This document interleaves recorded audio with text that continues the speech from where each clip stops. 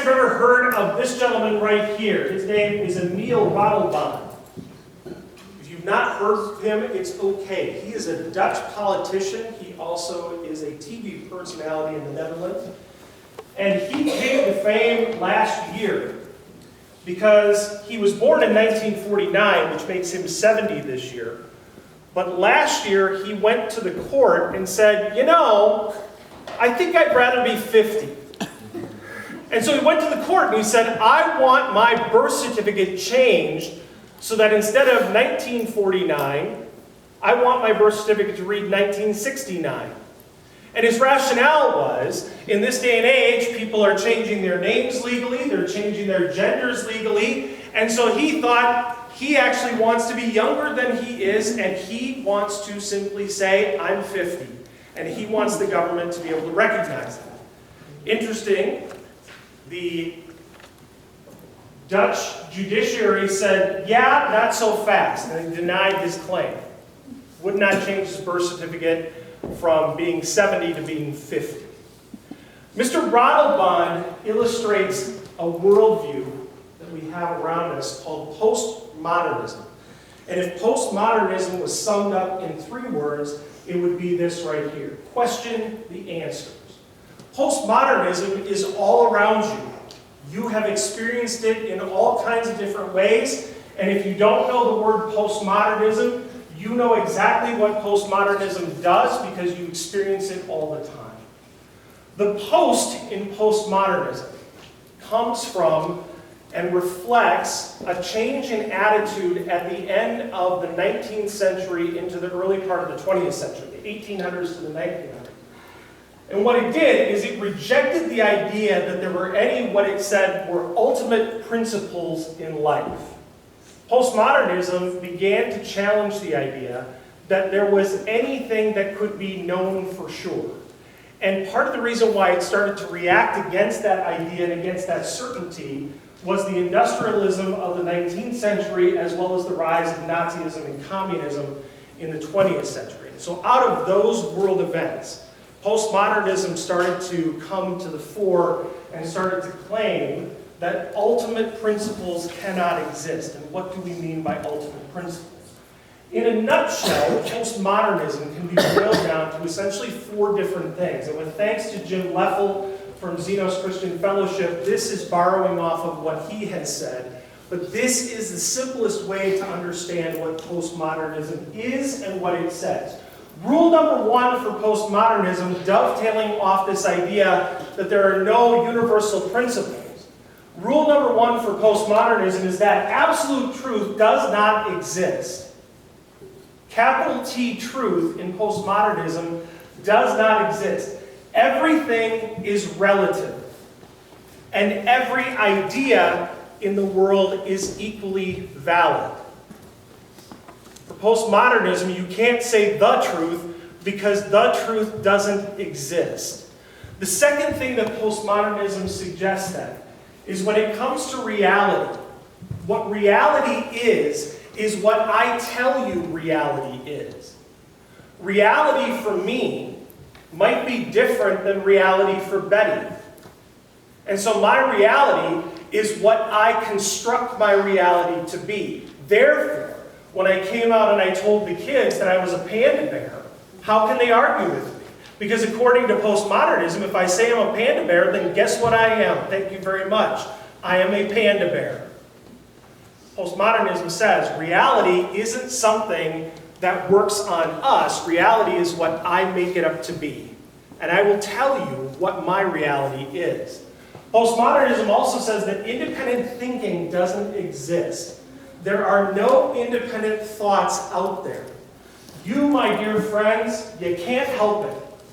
You and anything that you think, anything you believe, is merely defined, it has been scripted, and it has been molded into you because of the culture into which you live.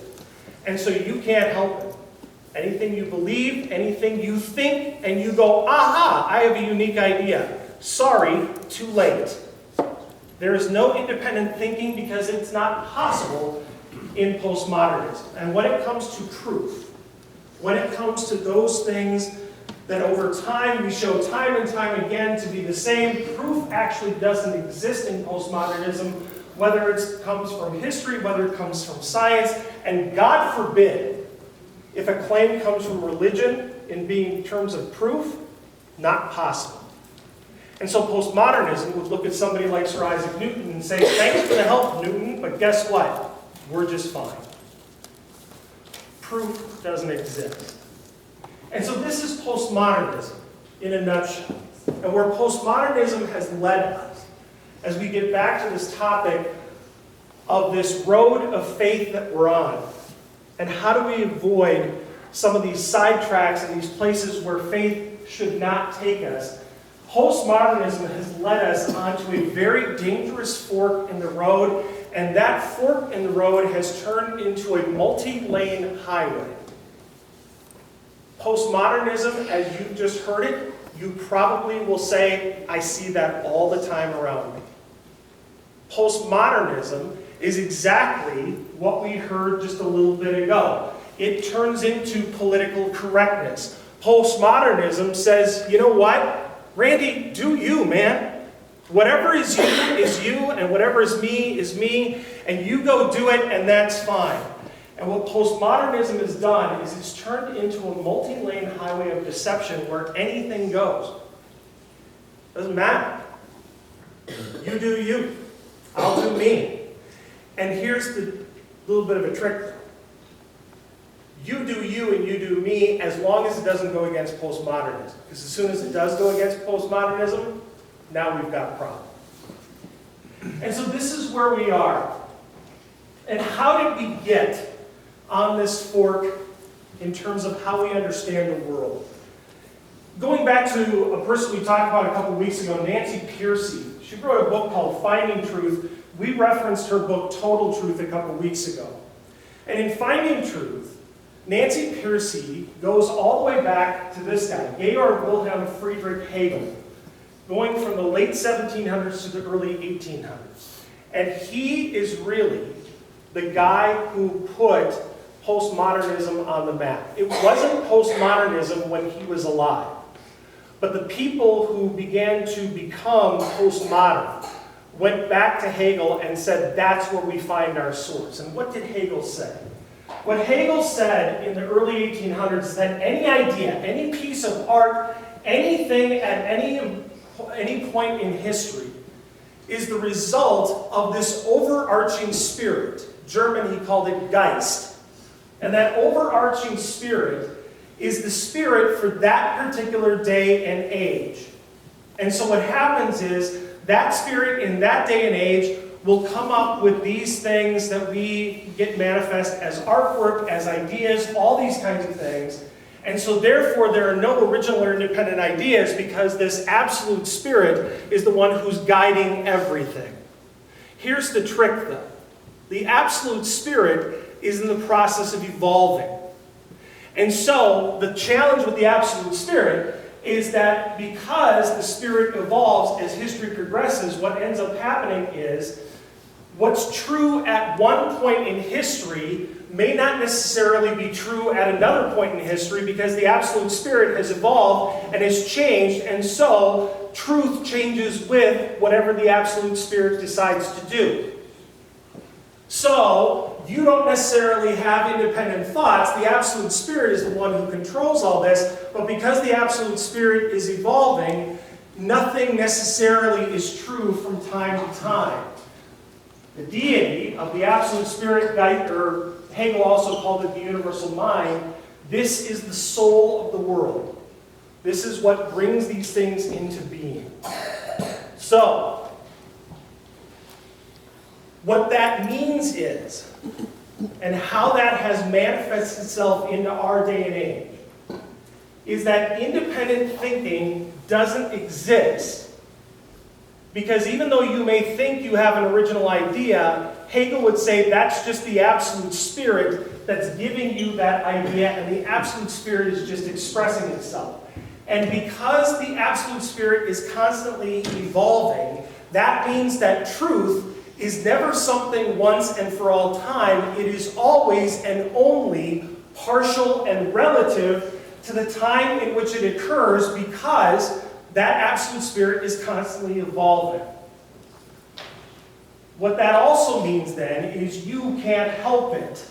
You are defined by the culture. You're defined by the age you are in. And so who you are, my dear friends, if you want to use a different word, it's fate. You can't help it. You are who you are. And there's nothing you can do to change it, because it's not up to you to change.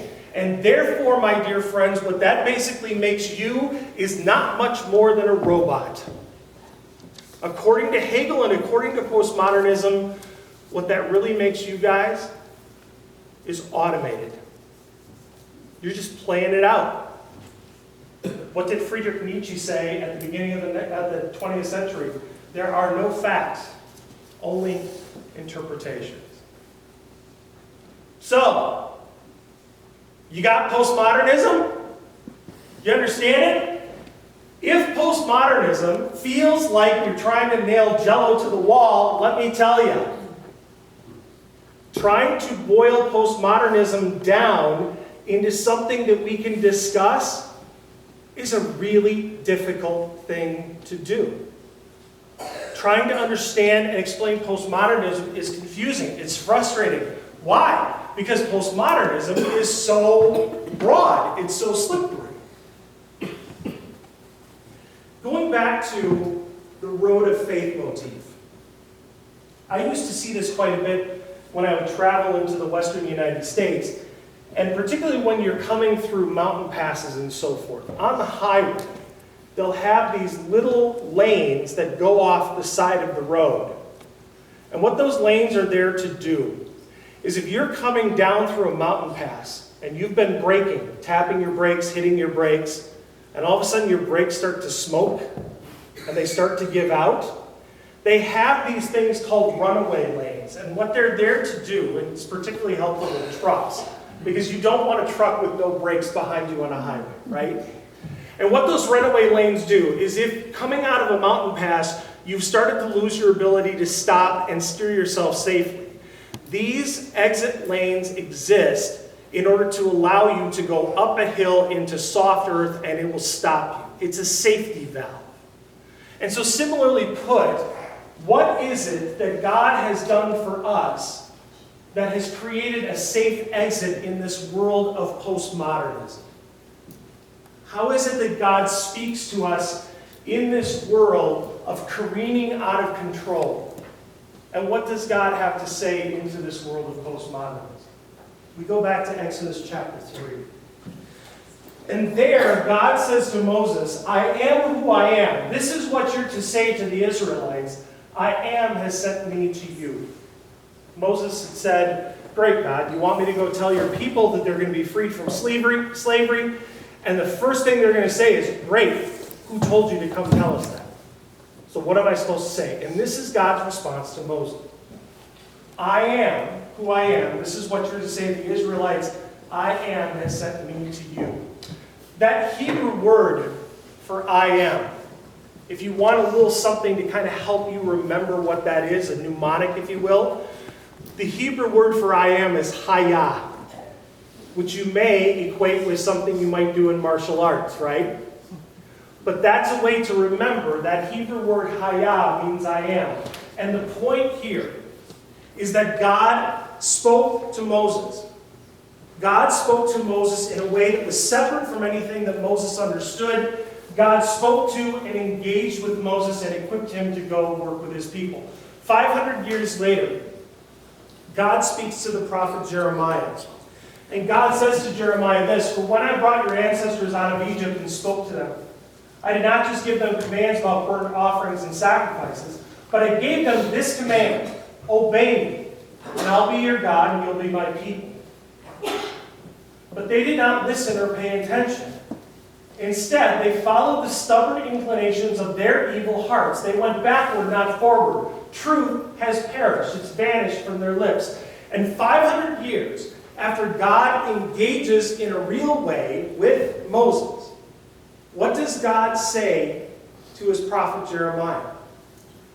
500 years after Moses, what God literally says to Jeremiah, is the people have become independent. They follow the stubborn inclinations of their evil hearts. My friends, this is not a God who simply is making you go through the motions. What he's telling Jeremiah is these people have become independent, and their independence has led them to a way that does not follow what God wants. And God also speaks to the capital T truth right there. God does not say in the Hebrew, a truth has perished. God says truth. Total, all-encompassing truth has perished. It's vanished from their lips. Moving forward. Keep going one more, my friend. By the Gospel of John, God adds this. It says, when He, the Spirit of truth, comes, He will guide you into all truth. He will not speak on His own. He will speak only what He hears. Jesus is saying to the disciples, when the Spirit of God comes, He will guide you into all truth. My friends, in a world that says truth doesn't exist, or the truth doesn't exist, God comes to you and says, yeah, it actually does. The truth actually does exist. And when it comes to reality, in our world these days, reality, many people would say, is I'll tell you what my reality is. And my reality may be different than your reality. And into that kind of a world, what does our God say? Our God is going to come to us in just a few moments. And in wine and in bread, He is going to say, this right here is my blood, given and shed for you. And what we're going to say is, in this room, this is not merely a symbol of what God is doing for us. What we're going to say is that Jesus has really, truly joined Himself to this wine. How so, Andrew? You know what, guys? I don't know. This will not morph into blood. That's gross. But neither will it merely be a symbol. Why? Because Jesus says it's real. Guys, here's another way to think of this. When you pray, do you believe that Jesus really, truly hears your prayers? Sure we would. We would say that, right?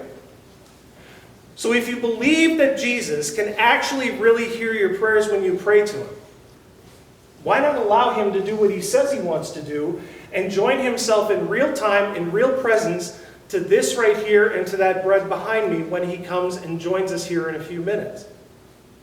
Here's the thing. What Jesus says in John chapter 6, whoever eats my flesh and drinks my blood has eternal life, and I'll raise them up at the last day. For my flesh is real food, and my blood is real drink. In a world that says, I have my reality, and Dick has his reality, when Jesus comes into our place and time and says, is reality is what is real to Him. Reality is not what's real to me. Reality, according to God, is what is real to He. Regarding proof, that proof can't exist. What does John say at the end of his gospel? Jesus performed many other signs in the presence of the disciples, which are not recorded in this book. But these are written, that you may believe that Jesus is the Messiah, the Son of God, and that by believing you may have life in His name. What John says at the very end of his gospel is he's written down everything he has to be proof that Jesus is who He says He is and is able to do what He says He can do. And he goes, listen, there was a lot more that I didn't actually write down in this book. And one thing we talked about a couple weeks ago here is that when it comes to proof, we're not simply relying on the proof of what Jesus says based on people who had an interest in pushing that narrative. Disciples, Paul, people like that. My friends, what we talked about a couple weeks ago is that the proof of what Jesus said, that Jesus was alive, He was doing what He was doing, is recorded by people who had no vested interest whatsoever in pushing the Christian narrative. Josephus was a Jewish Roman historian who had no vested interest in making sure that Christianity took root, and yet he recorded and supports what Jesus claims about himself in his history books. Pliny the Younger was a Roman authority. He was a governor who wrote to the emperor, to Caesar, wanting to find out how to deal with these Christians. And so what we've done is we've gotten proof over the years from all kinds of different sources. My friends, here's the thing. We live in a world these days where postmodernism says proof doesn't exist. Proof doesn't matter. To which I would submit to you, proof doesn't exist only if you ignore and deny proof.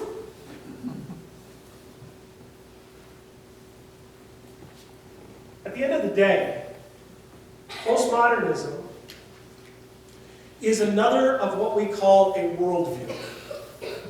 It's a way of looking at the world, and as we talked about during the first week of this series, any worldview has to fundamentally answer three questions. How did things get here? What happened and why are they broken?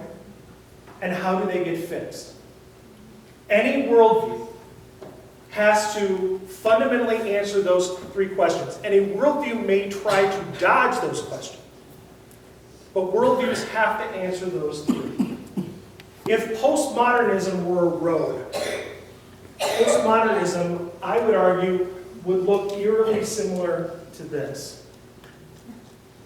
Postmodernism is confusing. Postmodernism doesn't make sense. Postmodernism goes one way, takes a quick left turn, and then goes back and forward again. Postmodernism is a spaghetti junction of a worldview. And if you go back a couple of weeks ago to what we talked about when it comes to worldviews, not only do worldviews have to answer three fundamental questions, but in order for them to be valid, they must each meet certain criteria in order to be faithful. Every worldview that is truly valid has to be verifiable. That is, there must be evidence that it's true. Every worldview that's valid has to be logically consistent, which is to say, it cannot contradict itself. And every worldview, in order to be valid, has to be relevant. It has to be something that you can live by in the world.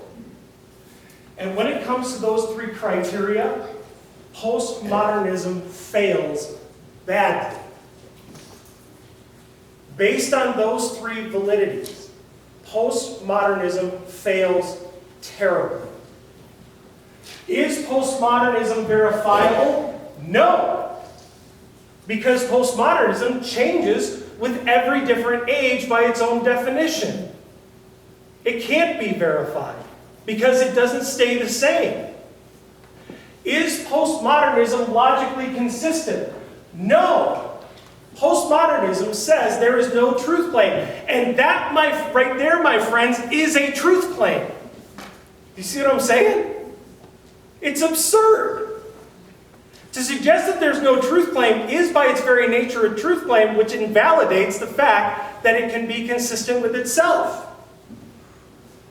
And when it comes to relevance, can you live by postmodernism?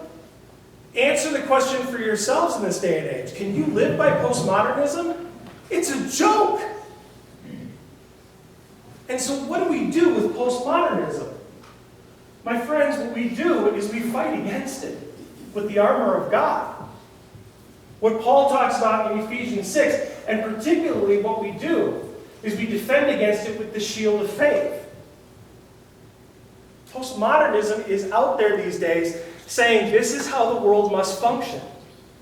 And my friends, by its very definition, by all three accounts, it doesn't measure up. It can't be verified. And therefore, it can't lead faithfully.